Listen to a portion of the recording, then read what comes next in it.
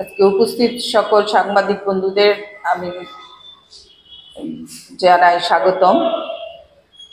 আমরা মূলত আজকে রাষ্ট্রীয় মহিলা কংগ্রেসের অধ্যক্ষ অলকা লাম্বাজি আমাদের যে সেনা অধিকারী তথা কর্নেল সোফিয়া কুরেশিকে নিয়ে যে আপত্তিজনক এবং কুরুচিকর মন্তব্য মধ্যপ্রদেশের মন্ত্রী বিজয় শাহ করেছেন, তার বিরুদ্ধে আমরা গত 14 তারিখ আমরা প্রতিবাদ স্বরূপ ওনার কুশপুত্তলিকা দাহ করেছি।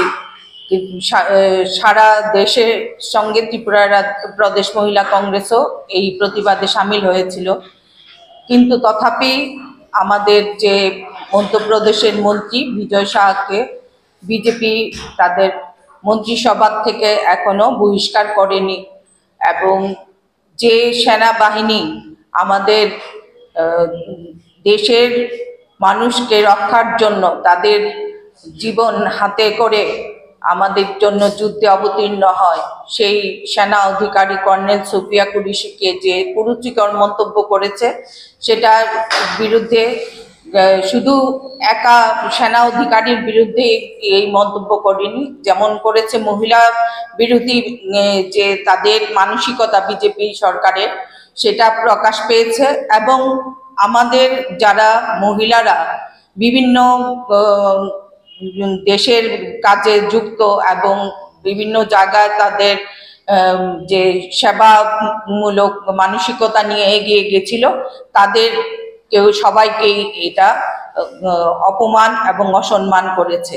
তার বিরুদ্ধে আমাদের রাষ্ট্রীয় মহিলা কংগ্রেসের অধ্যক্ষ অলকা লাম্বাজি আমাদের রাষ্ট্রীয় মহিলা কমিশনে গিয়ে এটা আপত্তি জানিয়েছেন এবং চিঠি দিয়েছেন যাতে অবিলম্বে এই মন্ত্রী বিজয় শাহকে বহিষ্কার করা হয়।